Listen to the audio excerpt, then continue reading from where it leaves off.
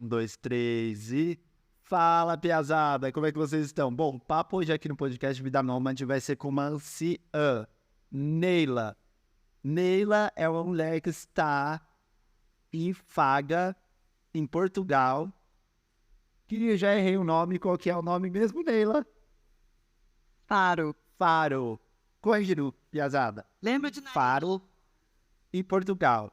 E hoje aqui ela vai compartilhar as histórias. Eu quero, assim, vai ser muita troca de figurinha, porque a gente não se conhece fisicamente. A Neila me encontrou, inclusive tem uma pergunta muito boa, que eu vou jogar um pouco mais pra frente, porque a Neila me encontrou, que é de paraquedas, lá no meu perfil no Instagram.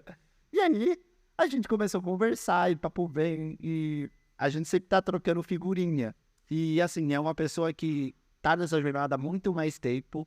Ela passa por desafios também, assim como todo mundo, todos os nômades, mas ela tem uma história muito interessante. Neila, se apresente, mulher. Olá, não vou chamar de piazada, não.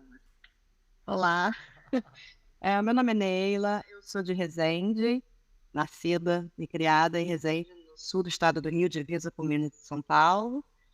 E eu sou, obviamente, de uma outra geração, eu nasci em 69, então façam as contas. Mas comecei essa vida em 2001. Na verdade, eu descobri a possibilidade de começar a trabalhar online, só virei nômade em 2004, na verdade. Só que eu me descobri nômade, na verdade eu não virei, a gente até já falou disso aqui, né, que você não vira, você nasce. E eu me acho nômade desde que nasci, me vejo nômade hoje em dia, refletindo desde que eu era criancinha.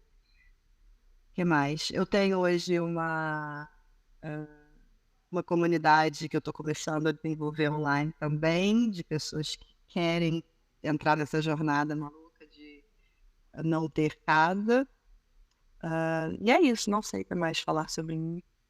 Fale um pouco mais sobre o seu início da vida nômade. Eu acho que assim, assim, todo nômade tem essa questão de como que eu iniciei? Foi no meio de um perrengue, foi no meio de uma sofrência. Eu comecei no meio da pandemia com burnout ali no talo. Então foi fuga, assim. E aí, como todo problema, né, a gente tenta achar uma solução. E aí essa foi a solução que eu acabei encontrando para iniciar não só a minha vida nômade, mas também para eu começar uma nova vida. Então, me conte mais, vamos conhecer um pouco mais sobre o início da vida nômade da Neila. Então, eu sempre quis viajar. O meu início, talvez, acho que a sementinha foi com um programa de uma jornalista do Globinho, TV Globinho, Paula Saldanha, se não me engano, e ela fazia os programas pelo Brasil afora. Depois veio uns jornalistas da Globo que faziam também umas viagens exploratórias. Eu gosto de aprender. O pior para mim na vida é eu não saber alguma coisa. Tem uma conversa aqui e eu não sei do que estão falando.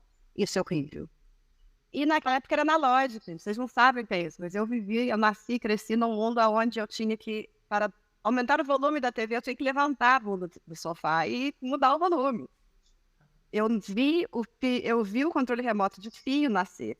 Eu vi o controle remoto sem fio nascer. Eu vi a TV a cabo nascer. Eu vi a TV por antena nascer. Meu primeiro computador era um teclado. A gente gravava a data num gravador de fita cassete normal. Para quem não sabe, fita cassete tem 2 bolinhos assim, a fita vai passando e o som é gravado naquilo. A data, o display era uma TV daquela de tubo que tinha antena analógica com 2 fiozinhos. Então, assim, é um mundo completamente diferente. Nos meus 54 anos eu vi tudo que vocês vivem hoje, eu vi nascendo isso. Então, quando a internet veio, em 94, no Brasil, que ela começou a se popularizar em São Paulo, eu lembro da minha emoção ao visitar o Louvre pelo computador. Demorou 2 horas para carregar a Mona Lisa. Mas, né, sem sair de casa. Quando a Super lançou compra online, era um CD que eles mandavam para casa, você escolhia para receber 4 dias depois. Quem que vai no mercado esperando 4 dias para suas compras chegar? Demorava 5 quadras no supermercado, não fazia menor sentido. Então, assim, todas essas evoluções eu acompanhei sempre com essa gana de viajar. Eu fiz mochilão na época de faculdade, peguei carona, na estrada, tinha festa na cidade vizinha e de ônibus ia demorar 8 horas para chegar no local. Então a gente juntava 3 meninas para não ser perigoso, obviamente, e a gente dedava mesmo na estrada para ir para outra festa. E sempre com muita ideia de gente falando, nossa, é perigoso, nossa, não, viajar é para quem pode, não é para quem quer, questão de dinheiro, e eu sempre vi isso muito diferente. A minha primeira viagem longa que eu fiz de 3 meses, não trabalhando, que era impossível nos anos 90, foi para Venezuela, e foi por terra, e a gente atravessou a floresta amazônica na volta, e a gente tinha mil ideias de voltar de carro, mas foi impossível, porque não pode atravessar a floresta amazônica de carro. Só que você não tem como buscar informação naquela época, a gente só descobriu lá na hora com o carro. Tivemos que vender o carro, assim. E depois eu fiquei buscando formas, né? Como fazer para viajar, porque a ideia era viajar. Eu não tinha essa ideia de nômade. Eu já era nômade, eu só não sabia, porque a gente não tinha esse vernáculo, a gente não falava de ser nômade. Em 2000 surgiu um pouco antes sobre os países que você visitou. A priori, qual foi o primeiro, se foi no Brasil mesmo. Então, como que foi esse jogo de você conhecer o mundo? Foi tudo começou na faculdade. Quando eu fui para a faculdade, que eu descobri a minha identidade, e eu realmente me descobri enquanto pessoa fora do meu universo familiar. Todos os feriados, todas as oportunidades que tinha na universidade, que alguém estava indo para sua casa, e Lavras, onde eu estudei, é muito central e ao mesmo tempo é muito distante. Então, tia Goiano, vou passar o Réveillon, vou passar o, sei lá, Dia dos Pais em casa. Posso ir? E assim eu conheci 26 estados no Brasil. Caraca. Indo de fila nos feriados com as famílias, conhecendo a cultura. O que me fascina na viagem é você conhecer a cultura local, não é fazer turismo. E você aprender como que a pessoa... Sabe aquela coisa? Como vivem, o que comem, como dormem. Como mora o povo do Tocantins? Tocantins não conheço ainda. Como mora o povo, sei lá, do Sergipe, o Nordeste e o Sul do Brasil são universos tão diferentes. Então isso me fascinava muito. Minha primeira viagem internacional foi com 21 anos para a Venezuela. Como eu disse, 3 meses.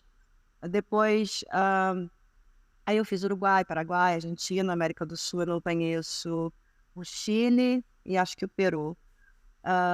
Depois eu passei uma temporada nos Estados Unidos, já mais velha, e isso foi nos anos 90, né? Então, nos anos 2000, para os Estados Unidos, e eu migrei para a Europa como base em 2010. Viajava, mas sempre espaços curtos, né? Mas de começar mesmo a cair na estrada, a conseguir trabalhar de qualquer lugar, ainda no Brasil, foi em 2004. E aí eu ficava sempre viajando, mas a minha base era entre Minas Gerais, era o Rio, eu ficava bastante temporadas no Rio mesmo. E mais?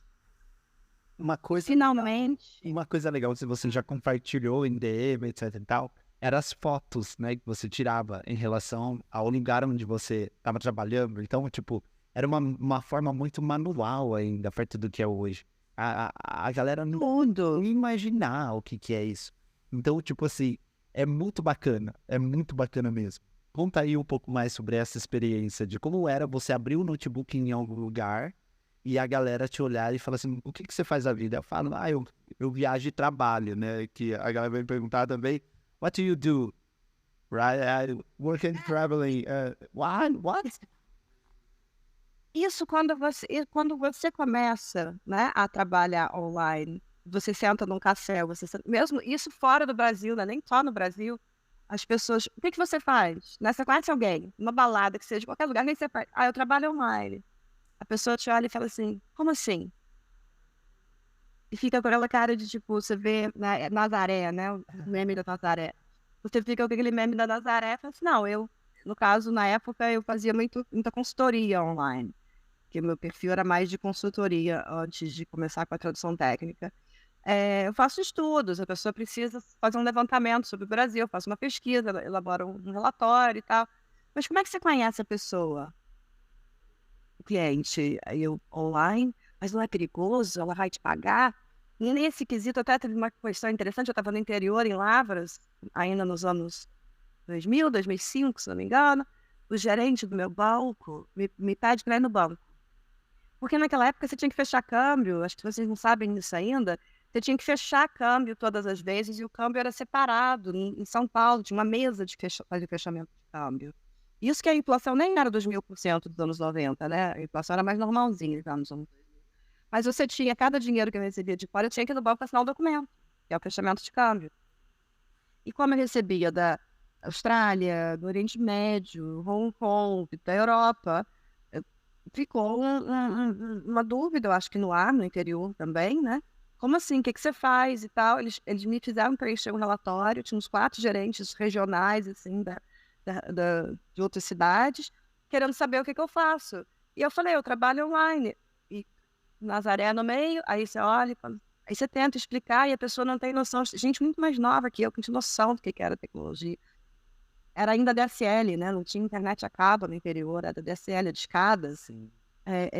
Enfim, é sempre muito bizarro, até hoje em dia, quando você fala para certos grupos de pessoas, dependendo de onde você está, e até para nômade digital, tem comunidade no Facebook, em outros lugares online, que as pessoas perguntam, eu quero começar, não sei o que eu faço. Como assim você trabalha online? Onde é que você pega seus clientes? Como é que você faz para faturar? Nossa, eles pagam em dia. Processo curioso, eu acho, de aprendizado e que devia ser ensinado na escola, inclusive. Eu acho interessante, porque assim, quando que a gente trata esses assuntos dentro da nossa bolha, que é a nossa bolha nômade, tudo fica simples, né? Ah, você faz o quê, pra quem? Ah, você usa qual cartão para receber? Ah, você faz, sei lá, você usa uma plataforma que faz todo esse trâmite da integração, ou você, né, tem uma conta internacional. Hoje em dia, né, dentro da nossa bolha, tudo é muito fácil. Mas, assim, Sim, muitas outras, isso até... Não, mas as perguntas básicas ainda ficam no ar. É tipo, ainda existe a ilusão de que só quem é da área de TI consegue trabalhar online, Exato. né? E não é, na verdade, você criar uma persona, no caso, no Instagram da vida para fazer o marketing, você cria uma persona, você vende qualquer coisa. Né? Marketing é possível para qualquer coisa. On-site, Mas depende da linha. on-site, posicionar ele numa palavra-chave interessante, ou necessariamente, Não é? né, fazer uma mentoria hoje em dia é uma das mais práticas. Vender serviço é muito fácil hoje em dia. Sim, Então, vender a sua experiência, né? Vender aquilo que você aprendeu.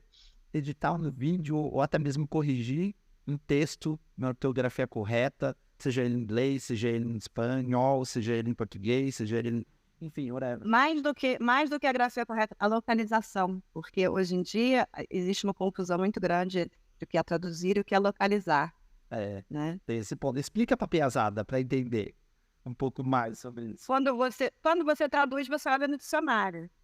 Né? Quando você localiza, você pega a ideia e escreve ela da forma como aquilo seria dito na sua região. Inclusive, para o Brasil, a Microsoft até tem um código de idioma para a região da Tríplice Aliança, ali que se fala o espanhol do Brasil. A Microsoft tem um código de idioma para o espanhol do Brasil, o que para alguns linguistas é um absurdo, porque a língua está do Brasil. Mas existe isso, né? Todas essas nuances linguísticas, onde um cacetinho no Rio Grande do Sul é pão e um cacete no Rio leva porrada. E o cacete em Portugal? Não faço a menor ideia. Eu ser bem sincera. Eu não sei. Mas eu sei que aqui, mas eu sei que aqui pica a injeção. Pica a injeção. Ah, eu descobri uma coisa. Tintim aqui no Japão é pinto. Então, pinto. Então você não pode fazer tintim.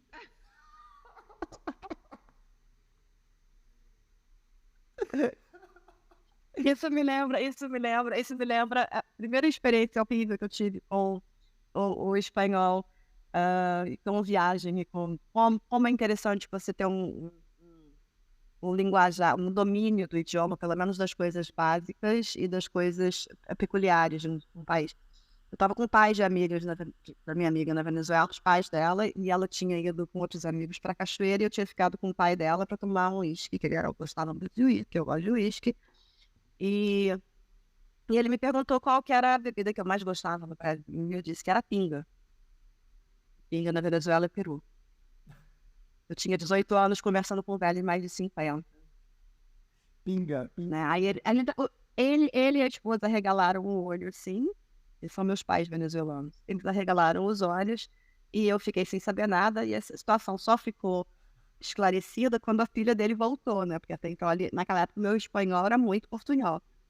Então, enfim, tem que aprender a calar a boca. Ai, gente, absorver esses aspectos culturais é muito rico. Assim, eu me divirto um monte. Assim, em questão de você Sim. sair com as pessoas e ter alguns convites, né? No caso, acaba tendo, assim como você, né, iniciou a jornada de você ir na casa, né? De um amigo que está indo, voltando para sua casa, né? No interior, ou seja, para você conhecer a família, os hábitos, a maneira que fala, o pensamento que tem, isso se torna muito mais rico. Porque, assim, ir em museus, ir nos lugares, tem o peso histórico, a gente sabe, mas, assim, o dia a dia é que vai mostrar as coisas. E, né, quando que a gente... Você passou já por todas as fases, né, em relação aos viajantes, então você sabe o quanto cada um tem uma visão diferente. Né? O turista, ele tem aquela visão dos 20 dias que ele tem que, né, sair do portal que ele vive para entrar em outro, para ele poder respirar o oxigênio, para ele ter combustível pro resto do ano, que, né, é assim que vive, a gente sabe. O sabático naquela reflexão, o sabático eu vejo muita gente do sabático pulando pro nomadismo, inclusive, que dá esse oxigênio para ele no tempo dele. Que descobre, né? Ele se descobre. Aí tem o mochileiro também, mas o mochileiro é outra raia, assim, assim... O mochileiro eu fiz um mochilão, mas o mochileiro, para mim, ele tem... É como vegano e vegetariano, né? O mochileiro tem uma questão de essência, né? E não é para mim, eu sou muito fresca para ser. Na faculdade, os meninos... Eu ficava entre os bicho-grilos, eu não era hippie, né? Final dos anos 80 e dos anos 90, os hippies viraram bicho-grilo. Eu não era bicho-grilo, mas eu também não era 100% patricinha, eu ficava no meio do caminho. Então eu era muito sacaneada por causa disso, porque bicho-grilo não toma banho, então eu tomava banho, eu usava perfume francês, eu passava batom vermelho. Então eu vestia como bicho-grilo, mas eu não era bicho-grilo, então acho que eu sempre fui do meio. Política, em tudo, eu sempre fui muito do meio. E eu acho que é bem isso, você vai experimentando, seu desenvolvimento mental vai acontecendo também, né, psicologicamente falando, e você vai se reconhecendo.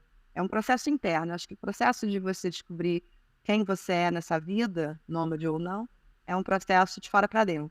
E as pessoas ficam buscando sempre pelo lado de fora.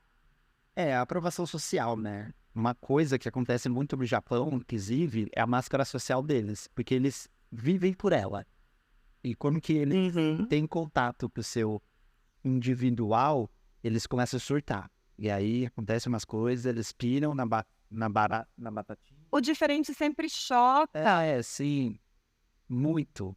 Assim, em qualquer cultura, em qualquer situação, em qualquer coisa. E você é menino. Você não cresceu ouvindo como muitas meninas, né, crescem ouvindo.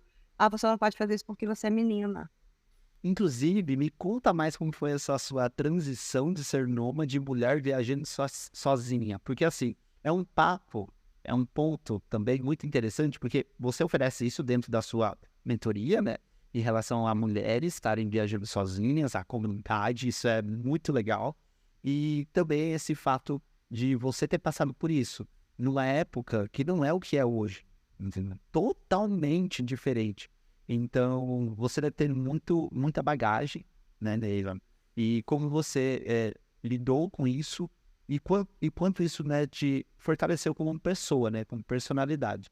Então, assim, conta aí pra mulherada que tá ouvindo, pra piazada também refletir um pouco mais sobre isso também, porque não é assim tão fácil também. A gente tem que entender que, tipo assim, a gente nunca tá na pele de ninguém. A única pessoa que a gente tem de se comparar é com a nossa versão antiga, não com o outro. porque comparar com o outro Exatamente. é bobeira, né? Exato. A gente tem que procurar sempre hoje ser melhor do que a gente foi ontem, Exato. sem dúvida, né? Então, tem uma questão que apesar de eu ser do interior de Resende, né, que é sul do estado do Rio, então no Rio de Janeiro eu era minhoca, e em Minas, onde eu morei, eu era carioca. É, e e essa diferenciação foi muito interessante, porque o Rio de Janeiro é um lugar perigoso, já era perigoso nos anos 80, né? Não, nem talvez metade do que é agora, mas já era. E você aprende a não fazer certas coisas. Então, você está viajando sozinho, eu acho que isso se aplica inclusive aos meninos, né? Você vai para balada sozinho, você não vai andar numa rua escura. Você vai ter certos cuidados com o aplicativo que você vai usar. Hoje em dia, a internet. Aplicativos que você vai entrar, não é nem só usar, não. É até mesmo de entrar, porque hoje Privacy Data é muito importante, né? Privacidade de dados. Então, aqui na Europa é muito mais tranquilo, obviamente. Você viajar sozinho. Aqui eu já viajei de trem, eu já fiz experiência de motorhome, eu já fiz experiência de carro.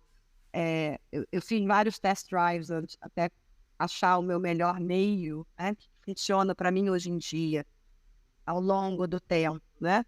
E aqui é muito mais seguro do que em outros lugares, mas eu acho que em lugares onde existe maior perigo é você criar uma comunidade antes de você tentar se entrosar online. Tem muitos aplicativos, tem muitos sites hoje que oferecem esse tipo de plataforma, onde você pode se conectar com pessoas locais primeiro, famílias, inclusive, se for o caso, e você já chega com uma certa redezinha. Ainda assim que há o risco, tem risco, tem risco. Você não quer correr risco, não sai de casa, né? Fica na barra das dos pais. Porque até morar sozinho na sua cidade, você vai ter risco. Você tem que saber fechar a porta, você não pode deixar o gás ligado, você não pode deixar lixo dentro de casa e sair. Então, certas coisas básicas que você vai aprendendo quando você mora sozinho, né? Eu acho que assim, é uma evolução, literalmente. É você morar com os pais, ambiente familiar. Eu tive família grande, então quem tem família grande é conviver com aquele mundo de diferentes personalidades. Depois você mora, talvez, numa república, depois você mora sozinho, esse seria o ideal. E depois de você morar sozinho, aí sim, vai morar com alguém. Vai achar uma cara metade e vai dividir sua vida, ou que seja, ou não, né? Mas esse morar sozinho é importante para você desenvolver esses mecanismos de autopreservação físicas e psicológicas. Porque seu pior demônio é você mesmo. Seu pior inimigo é seu espelho, sua mente. É você fazer essa reflexão. Então, esse estar sozinho, porque a vida nômade, inclusive, ela é muito solitária, né? Então, você deve saber muito bem disso. Você falou disso, acho, até no último podcast que eu escutei, sobre como que você desenvolve relacionamento se você já está com a passagem comprada para a próxima, né? Não é bem meu caso, mas, enfim, eu vejo essa dinâmica mesmo. Então, a minha forma de segurança mental foi manter os meus amigos de infância, de faculdade. Eu tenho amigos que a minha amiga mais antiga, tirando minhas primas, minha amiga mais antiga tinha 9 anos. E pelo menos uma vez por ano eu tento conversar, fazer uma videocall com ela. Mas, de novo, eu tô no virtual, eu sempre, né? Depois que eu saí de casa, eu nunca mais voltei. Eu voltei a morar em Resende por um tempo, mas nunca mais me senti em casa. Depois que eu fui para a faculdade, eu morei em São Paulo, enfim, morei em outros estados. Mas manter esse contato foi muito importante. E um processo interessante nesse período é que, quando eu virei virtual de verdade, né, quando eu comecei a trabalhar só online, e a internet ficou essa coisa mais dinâmica, porque em 2001 ainda, você tinha o Alta Vista, você não tinha Google, não sei nem se você lembra do Alta Vista, se você é uma criança. Tinha o Alta Vista, a ferramenta de busca era Alta Vista. Era o Yahoo, depois veio o Alta Vista, que ficou um hype durante um tempo, depois é que veio o Google. Antes ainda do Orkut, você tinha nos anos 90, a gente tinha sala de bate-papo, que era BBC, as boarding boards, né? Você conectava com um modem externo telefone e você se conectava com o servidor fácil local, na casa da pessoa, e você juntava um grupo de pessoas para conversar ali. Eu falava com meus primos, assim, que eram mais tecnológicos também. Depois veio o ICQ, em 1994, tinha um aplicativo que é tipo um Messenger da vida, mas era ICQ, ICQ. Eu usei E se você fala inglês, ICQ, aí eu procuro você, exato. Então, o ICQ foi, assim, a minha primeira roleta de conhecer pessoas do nada, pessoas que eu não fazia ideia. Como é que eu vou pesquisar? Pesquisei sobre nome de família antigo, porque era muito na Europa, não tinha tanto no Brasil. ICQ pouquíssimas pessoas usavam quando eu comecei a usar. Então, isso era muito bizarro. E mais, daí próximo dos anos, sei lá, 2005, 2006, quando começou o Orkut, aí eu fiquei desenfreada de tentar achar meus amigos de faculdade. E a maioria deles, tudo da mesma faixa etária, obviamente, eles não têm noção de tecnologia. Então eu sempre fui muito peixinho fora da água nesse sentido e acabei sempre me conectando com gente mais jovem. Recentemente, com a pandemia, foi que teve uma onda. Tanto que eu tenho uma pasta de fotos só de festas virtuais da galera das antigas, que finalmente descobriram, nossa, a gente pode se ver, a gente pode tomar um vinho online. O que para mim já era óbvio, né? Há muito tempo. Não, marquei festinhas direto com a galera durante a pandemia, porque estava todo mundo em casa dele. O que para mim já era normal, de tomar um café, literalmente, eu faço um café e sento com a pessoa. Para mim isso já era normal. Alô? Sim. Eu nem sei agora. Peraí. Deixa eu só sinalizar aqui, porque a internet caiu, estamos voltando. Mas enfim.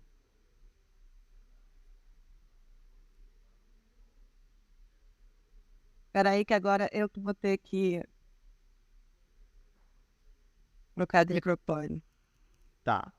Pegou o outro microfone? Pegou. Meu celular acabou a bateria. Estava acabando a bateria também, vou ter que carregar agora. Ok.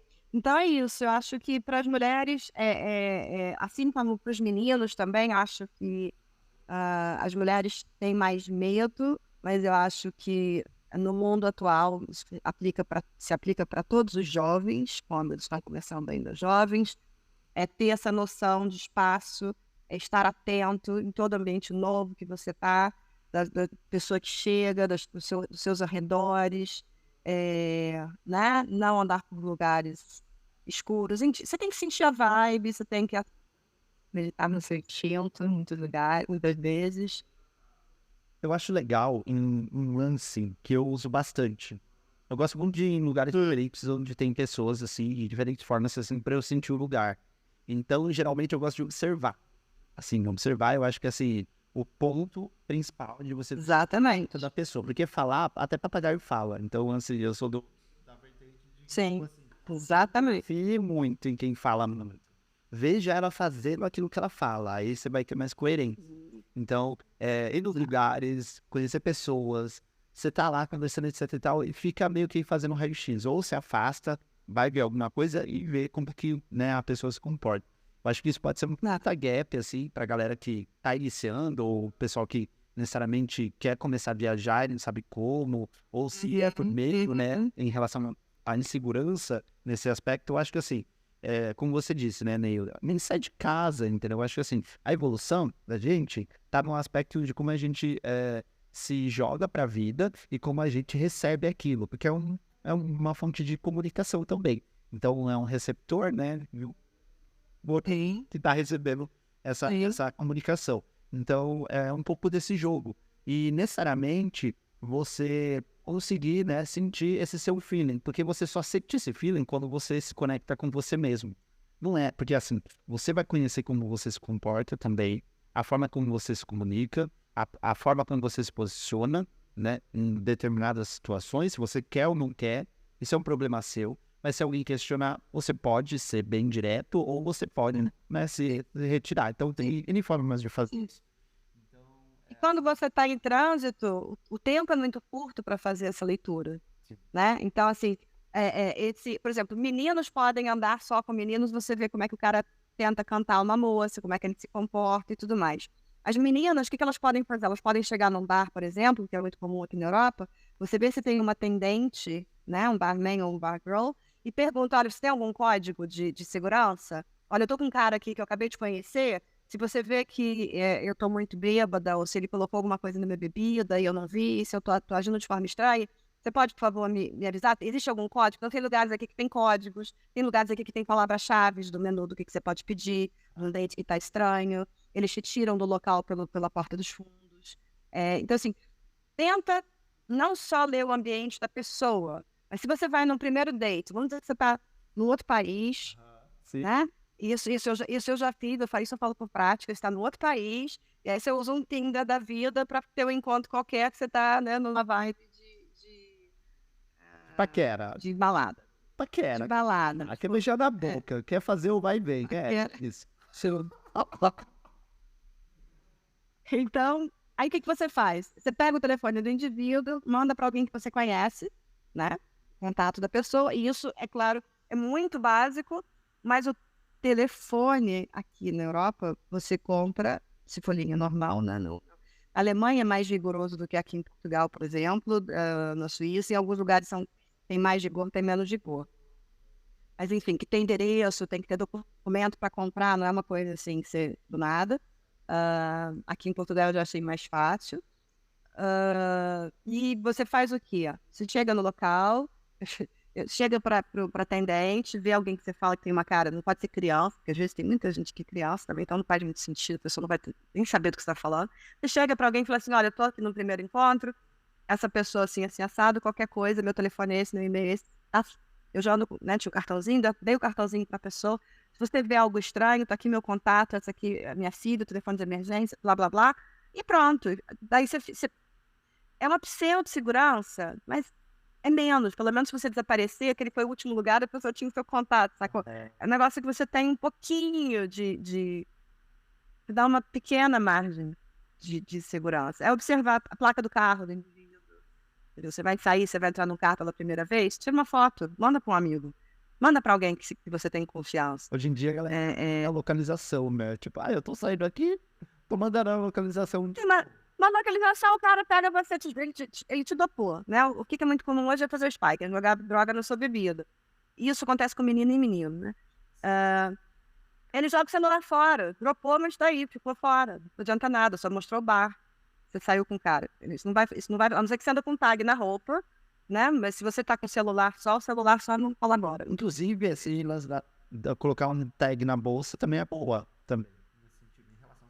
Eu colocaria no sutiã, porque a bolsa fica. A bolsa fica. Colocaria em alguma parte do... Colocaria no vãozinho, sutiã. Hoje em dia, todos eles têm entradinha para colocar aquela almofadinha que as meninas adoram. Não pode colocar ali, pode fazer um buraco na bainha de uma calça jeans, enfiar ali. Tem vários lugares que você pode não só fazer com tag, a gente fazia isso muito quando era mochileira lá em Barbacena. Quando era mochileira... Me conta as histórias, vai. Não, você pega o dinheiro, enrola o dinheiro, né? De segurança, e você faz uma cinturinha, você coloca ele na bainha de uma calça, por exemplo. O cara pode te roubar tudo. No Rio, a gente faz muito isso. A gente tem um celular vagabundo, uma bolsa vagabunda no banco de trás para ser pro ladrão. O original você está embaixo do banco. Você anda com um cartão vagaba falso, às vezes, numa bolsa que deixa ali a mostra, e anda com seu cartão bom no sutiã. Você guarda dinheiro no sutiã, joia no sutiã. Você guarda tudo, o Rio é tudo, né? O Rio você... O Rio é uma escola, o Rio é uma escola, o Rio é uma escola. Eu já andei no Rio com uma mochila dentro de uma mochila. Minha mochila esfarrapada, a minha mochila boa dentro, e eu tinha que pegar um ônibus, que era o 178, eu tinha que pegar um ônibus, pegar um outro ônibus, e eu fiz isso, e ainda assim eu fiquei bolada, eu sempre sentava, andando no Rio sozinha, eu sempre andava numa cadeira, sozinha no banco da frente, perto do motorista, que a entrada era por trás, não sei como é que é hoje em dia, e um dia eu tinha que pegar um ônibus na rodoviária, a rodoviária sempre é meio barra pesada, o ônibus parou e entrou um cara pela porta da frente, e a hora que ele levantou a mão, eu vi uma arma na bainha da calça dele. Ele entrou, eu saí, eu não esperei nem pra ver se era policial, se era bandido, se ele ia assaltar o ônibus inteiro. Eu nem esperei, ele entrou, eu saí e fui correndo pra pegar o ônibus. Cheguei lá, esbaforido. Que escolhem carioca. Nada, mas Eu dei sorte, eu acho, ok, agora eu vou entrar numa outra vibe, que assim, eu acredito muito que você emana os seus medos. Então, eu não vou para os lugares, eu não vou fazer as coisas com medo. Se eu decidir fazer, eu vou. Então, eu mentalizo, eu não atraio. A única vez que eu atraí, e para mim isso é uma prova, estava na rua Espírito Santo, em Belo Horizonte. Eu nunca fui assaltada no Rio, tá? Eu estava na rua Belo Horizonte, na rua Espírito Santo, em Belo Horizonte, e vi um cara esquálido, assim, magrelinho, estrábico, ali. E eu assim, nossa, não posso reclamar da vida. Eu tava de havaiana, de vestidinho hippie, mas tava com um cordão de ouro, uma bonequinha que a minha mãe me deu quando a minha filha nasceu, e um cordão que era da minha avó. Em uma fração de segundos, a mão do cara tava no meu pescoço no cordão. E eu tava com dó dele. Essa fração de segundos que eu me distraí de perceber ao redor. Eu tava mais focada em mim, de eu falar, nossa, podia ser, né? Podia estar passando necessidade igual esse cara. E esse cara, filho da puta, tava olhando, era meu cordãozinho. Já Eu tava. consegui salvar o cordão, ele levou o pingente. Caraca. Mas normalmente eu vou assim, antenada do que está acontecendo, tento não ficar distraída. Mas eu confesso que a Europa tira um pouco. Eu tô até com medo, tô indo pro Rio semana que vem, eu tô até um pouco com receio, porque eu tô muito antenada, eu tô muito tranquila. Eu acho que Portugal, você tá. a Europa, de uma forma geral, é muito tranquila. Eu acho que quando que a gente sai do nosso país, especificamente, né, a gente está em um país ou um lado do mundo onde as coisas funcionam totalmente diferente, já é um outro choque cultural, né? Porque é o inverso, né? A gente aprendeu na celular, Exato. depois a gente tem que voltar. Então, por exemplo, eu tô aqui na Ásia.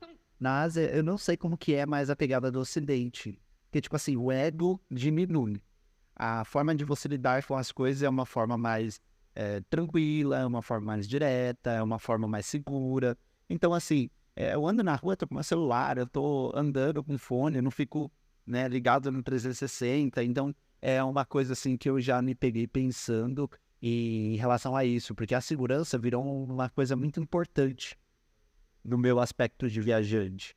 Então, por exemplo, assim, eu quero ir para lugares seguros que eu não vou ter que passar perrengue. Porque se eu perco alguma coisa, tipo, por exemplo, eu tô aqui sentado e tô aqui trabalhando. Se eu for no banheiro, ou se eu for na conveniência comprar alguma coisa, foi o que aconteceu antes de a gente começar o Papo Nomad, eu tô tranquilo, porque minhas coisas, elas continuam aqui. As pessoas têm essa consciência em relação a não tocar nas coisas dos outros, elas não são suas. Então, existe uma educação, assim, muito já construída.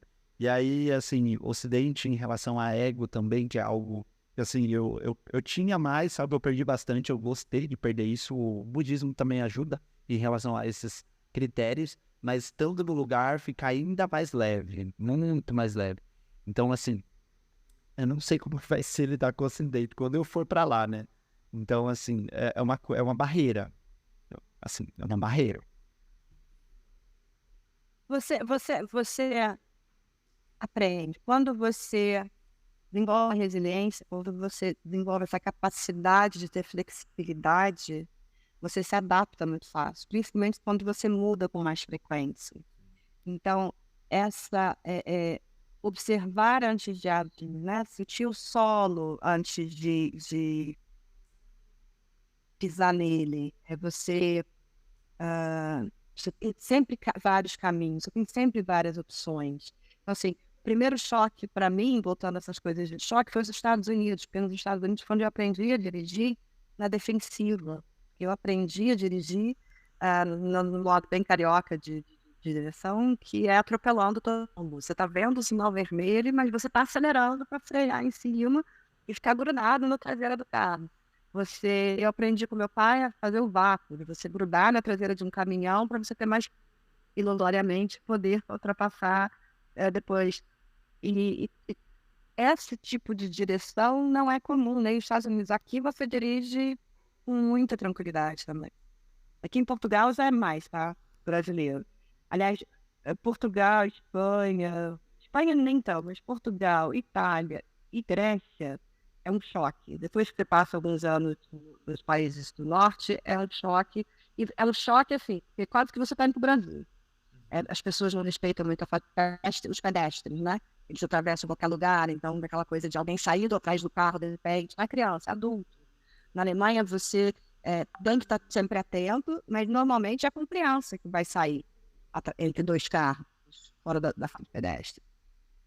Então, assim, você aprende uma direção mais na defensiva, você aprende a respeitar o espaço do outro, você aprende com as diferenças, porque apesar do Brasil ter tanta diversidade, culturalmente, nós fomos massificados pela televisão e pela globalização da internet hoje em dia. Eu me lembro que quando eu comecei a viajar para outros estados, eu vi ainda glamour das novelas, era sonho de consumo.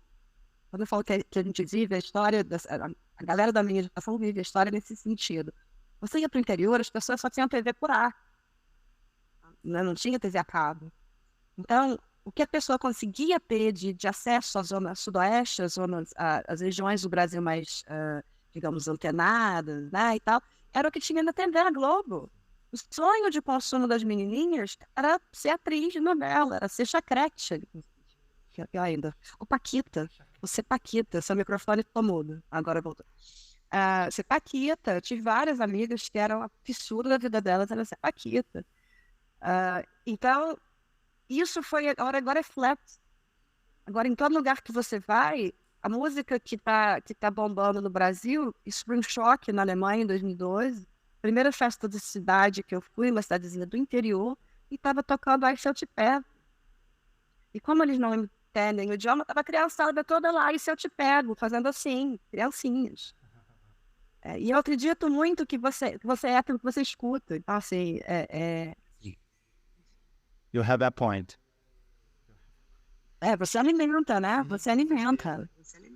É aquela coisa, o que você lê, o que você ouve, o que você fala, os ambientes que você vai, diz muito sobre você, entendeu? Então, tipo assim, aquilo vai pegar em você também, um chiclete, né? Ele vai dar em você.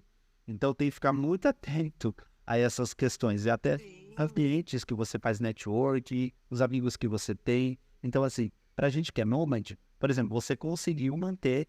Eu tenho amigos também, né, no caso, no Brasil, não tantos assim como eu tinha antes, mas eu vejo essa questão de afastamento também. Eu acho que é um processo normal. E respeito isso também, porque eu acredito que cada um esteja numa fase diferente. Não necessariamente eu tenho que ficar na mesma frequência para sempre, né, na vida.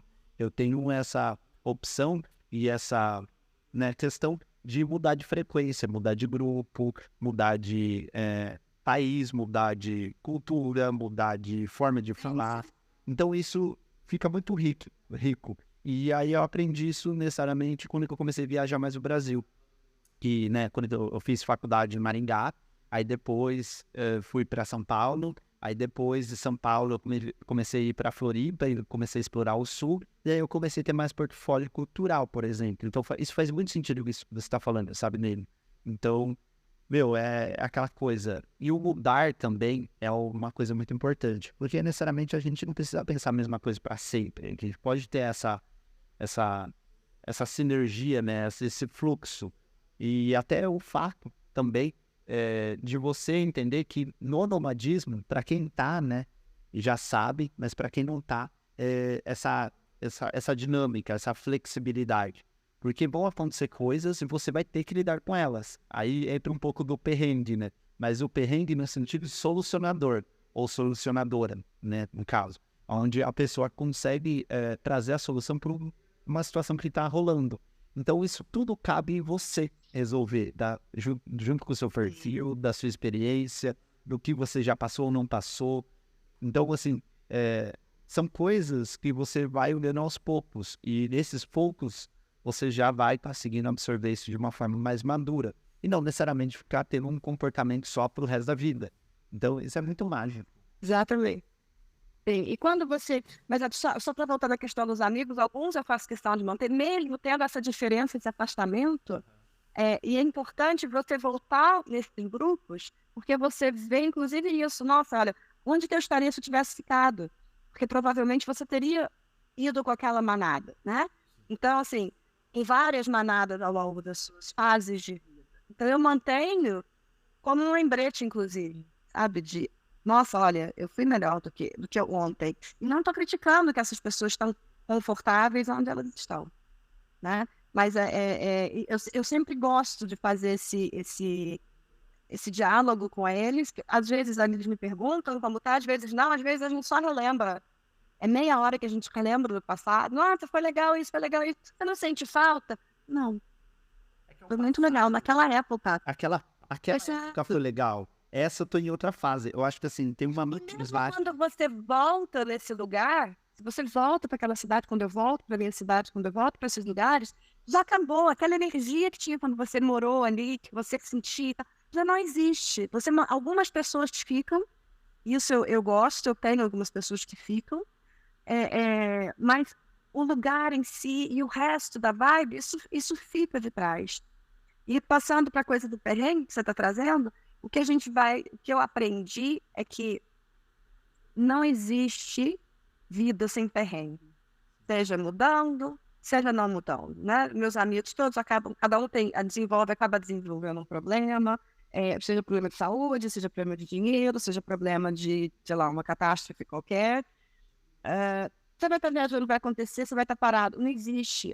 A gente tem essa ilusão do controle, né? A gente só aprende, o que a gente aprende melhor fazendo o que a gente faz, vivendo como a gente vive, é a lidar com os problemas, é a resolver os problemas. Isso a gente resolve melhor. A gente não entra em pânico, não é só resolver no sentido da parte física ou da solução. É que, vou te dar um exemplo bem básico. Minha filha está aqui me falando, como eu te falei, e eu fui buscar dinheiro na maquininha, porque eu pago o aluguel daqui, que é temporário, em espécie, e a máquina comeu meu cartão. Comeu. Simplesmente comeu, estava com problema, comeu, a tela estava brilhando, não vi. Enfim, liguei para assistência, minha filha entrou em pânico. Eu fiquei frustrada, liguei pro cara, porque eu estou viajando para o Brasil, né? Eu estou viajando em uma semana. E aí eu liguei pro cara, o cara falou, não, a gente não, né, ninguém vai pegar esse cartão e levar para um banco aqui para você se identificar e pegar o seu cartão de volta. Esse banco vai ser devolvido para a Alemanha. E eles têm que te emitir outro ou te enviar esse cartão de volta. A minha sorte, que esse cartão específico, eu preciso dele para viajar. E a minha sorte foi que o meu banco me manda em sistema de emergência, em 4 dias eu recebi, chegou hoje aqui o cartão. Assim, a Neila de 30 anos atrás, a Neila ia ter tido um ataque cardíaco. Né? A Neila de hoje, não, peraí, o que eu vou resolver? Eu vou ligar aqui, eu vou ligar para o meu banco, você para, respira, aconteceu, vamos resolver. Né? Alguém se machucou. Você faz a mesma coisa, você começa a desenvolver certas técnicas para não manter o batimento cardíaco, vamos dizer assim. Né? Minha filha perguntou, você está frustrada, mas como que você não perdeu? Como que você não está apavorada? Como que você não está surtando? Porque a gente estava indo fazer outra coisa, eu falei, vamos embora fazer, eu resolvo isso mais tarde. A parte burocrática. Ela, mas como? Você quer ir para casa? Você não quer ir para casa? Para casa fazer o quê? Então, eu não posso, se eu não posso contra... É uma dinâmica, uma filosofia muito que eu vejo muito hoje no Instagram, a gente falando isso. Se eu não posso controlar, se eu não posso resolver isso agora, se não depende de mim, eu só vai gastar energia. Você vai perder neurônio, vai perder alguns anos da sua vida. Eu juro que meus cabelos brancos não são disso, porque eu sou uma pessoa cega há muitos anos. Inclusive, gente, aproveitem e vejam os cabelos brancos da Neila. Solta seu perfil aí, Neila. Fala seu perfil, porque é. Devaneilas, @Devaneilas é o Instagram. Sigam a Neila. Ela tem, assim, muita bagagem, muita história.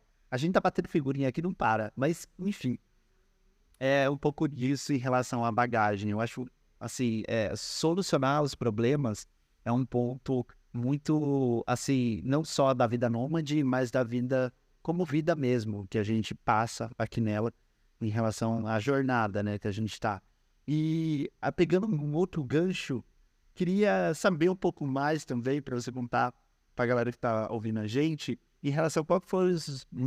É uma pergunta meio incógnita, né? Porque cada lugar vai oferecer uma forma diferente de você, né? viver, né? Porque cada um vai ter a sua experiência. Mas quais são os países que você, ou lados, assim, que você mais gostou de conhecer em relação a esses últimos anos? Porque você já faz quantos anos que já é nômade, Neila? Eu acho que eu sou nômade desde que eu nasci, como eu disse, né? Eu estou e eu já mudei muito, mas sempre passando mais temporadas nos lugares, né? Nessa dinâmica curta, eu tenho 3 anos, a dinâmica de temporadas curtas. Apesar de que, como eu estava te explicando antes, aqui em Portugal eu estou há mais tempo, porque, como eu te falei também antes, eu sou casada e meu marido desenvolveu umas condições de saúde que são meio punk, e antes. E ele tem, às vezes, alguns episódios de encefalopatia hepática, e isso faz com que ele tenha minutos de demência. Então, e aqui em Portugal, eu estou na costa, Faro é uma região de Portugal que fica no sul, na região de Algarve, e Faro é onde tem um aeroporto internacional, mais localzinho aqui, a Costa Dourada de Portugal. Então, os nômades, aqui é uma região de nômades digital, tem vários encontros, é um hub de americanos, basicamente. Aqui, inclusive, no Algarve, tem lugar que tem restaurante que você vai que a galera não fala português. Tem pubs aqui que o povo só fala inglês, tem certa comida inglesa, porque teve uma época aqui que os aluguéis estavam muito baratos, agora não é o caso. Teve uma época que as casas aqui estavam muito baratas, que não é o caso também. E aqui é região de não só, são 360 dias de sol, né? Não chove todo dia que é céu azul. E você tem um pouco da costa do Mediterrâneo. Estou a 2 horas de Sevilha, na Espanha, e estou a 2 horas de Lisboa. E então aqui ficou uma região boa para a saúde dele, que na Noronha é muito cinza, ao contrário, ela tem 5 dias de sol, esta é cinza. E para ele foi bom. Mas quando nós começamos juntos essa proposta de ficar na estrada, de fato, temporadas mais curtas, quando eu vim para a Alemanha já era minha intenção explorar a Europa. Eu vou começar por aí. Naquela época, minha filha ainda estava em idade escolar, então ele não é o pai dela, eu vim sozinha para a Europa, e comecei a explorar sozinha. E aí eu fazia de trem.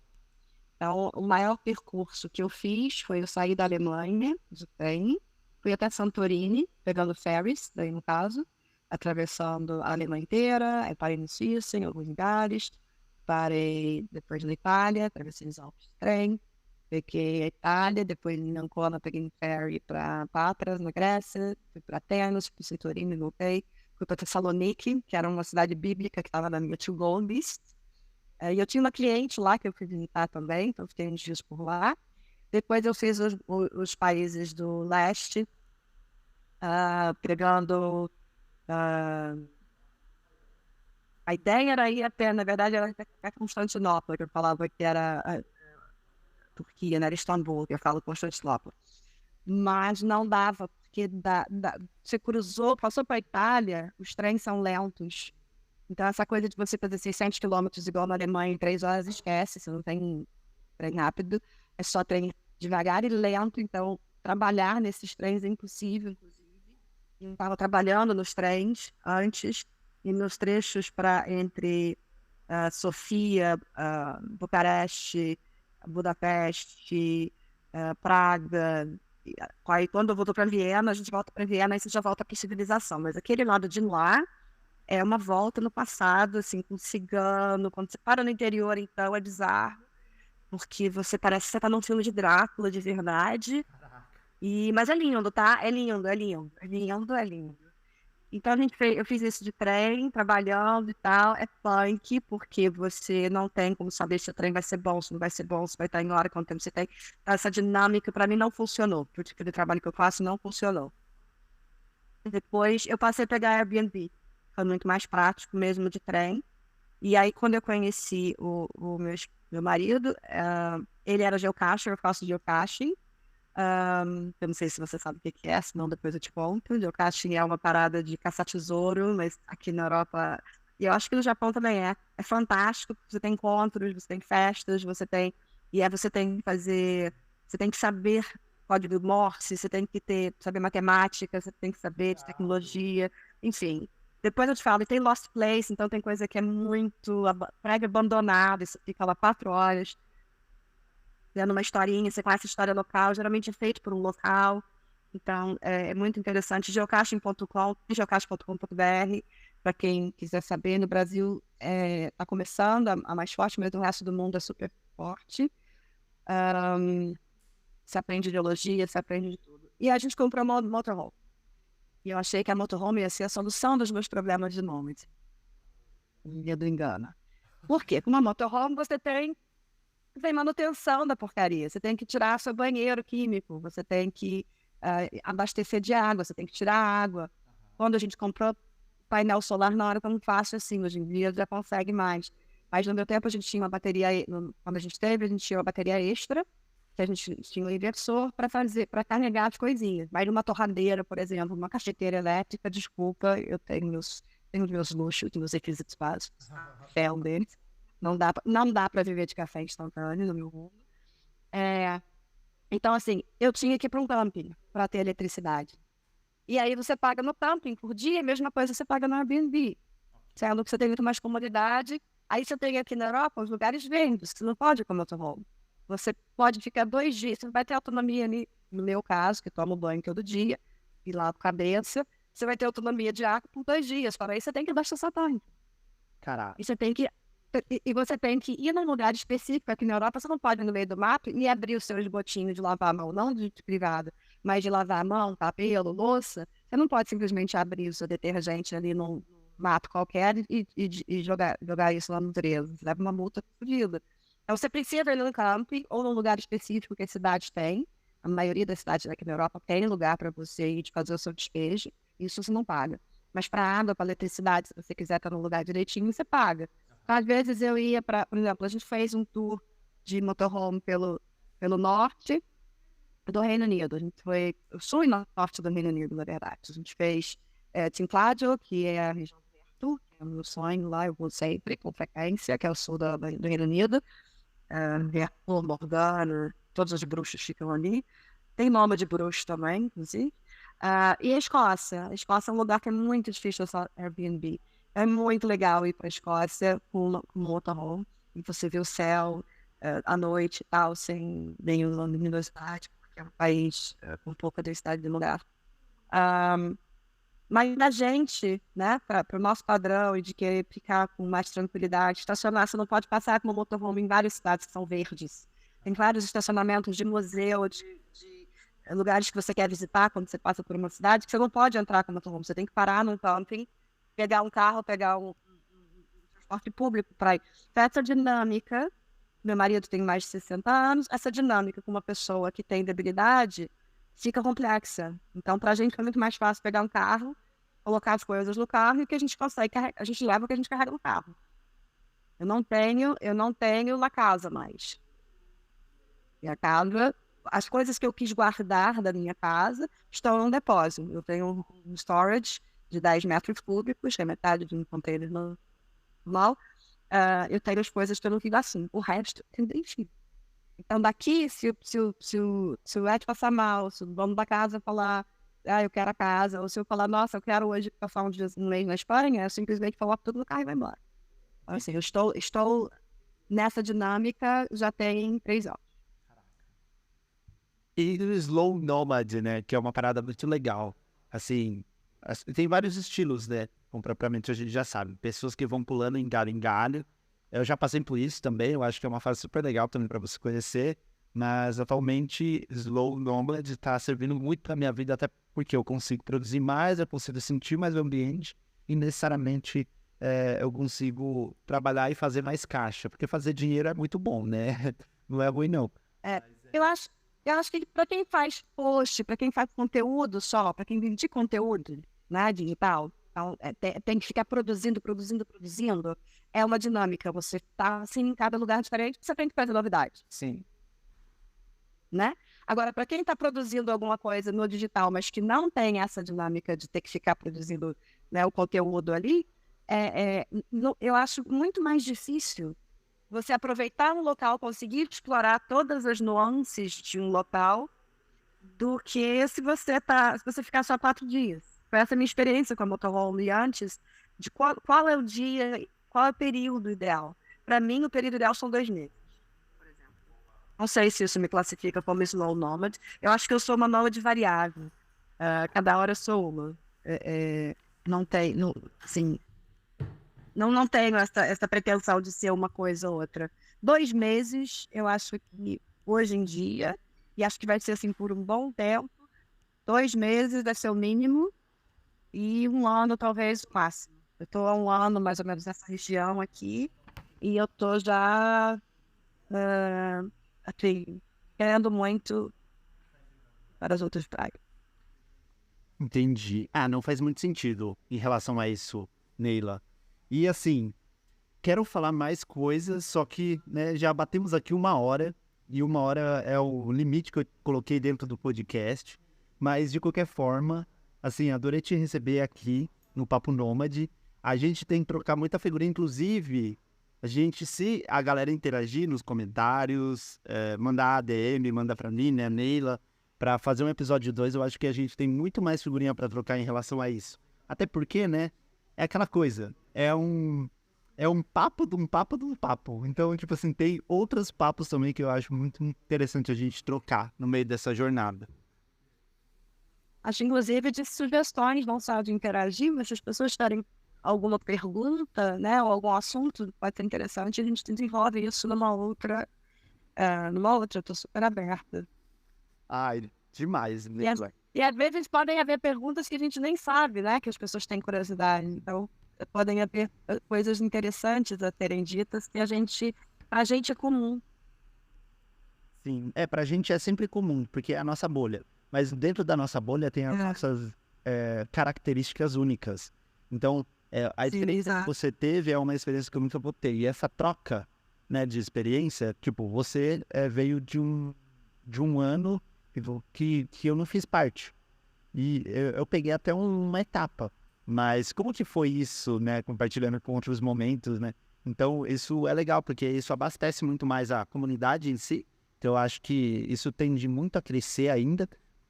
E também o fato das pessoas conhecerem, né? Pessoas que estão fazendo isso têm uma história super interessante, só que é aquela coisa, se ficar muito nos bastidores, porque eu também trabalho muito nos bastidores, então assim, o Instagram não me dá o retorno, os meus retornos vêm de outras fontes de renda, no caso, né, prestando serviço para multinacionais, empresas, gringas, meus empreendimentos, então, necessariamente eu não preciso dar cara a tapa para eu fazer esse dinheiro como aconteceria com influencer, por exemplo. Mas, então é muito diferente isso. Então a gente se acomoda. Eu tô tentando me aparecer mais, mas assim, eu também tô com essa resistência. Eu também tô com essa resistência. Mas enfim. Exato. Muito bom mesmo. O prazer foi todo meu. Tá sendo muito interessante essa interação com você novinho, já que eu sou anciã, vou te chamar de novinho. E eu acho que a gente só tem a ganhar, né? Só tem a crescer juntos. Acho que eu acho que a comunidade gera uma rede que é muito interessante. E eu vejo isso em todo lugar que eu vou. E acho que a gente tem muito a aprender, né? Coletivamente falando. É a troca, né? No final das contas, o compartilhar é o que vai trazer a gente para um outro patamar, né? Em relação a pensamento, a reflexão e também, né, discurso em ambientes que a gente quer fazer parte. Não é mesmo? Mas enfim, muito obrigado, Neila. Muito obrigado, de verdade. É isso, Piazza. Eu que agradeço. Espero que vocês tenham gostado. Sigam a Neila no Instagram, que ela falou. Fale de novo, Neila.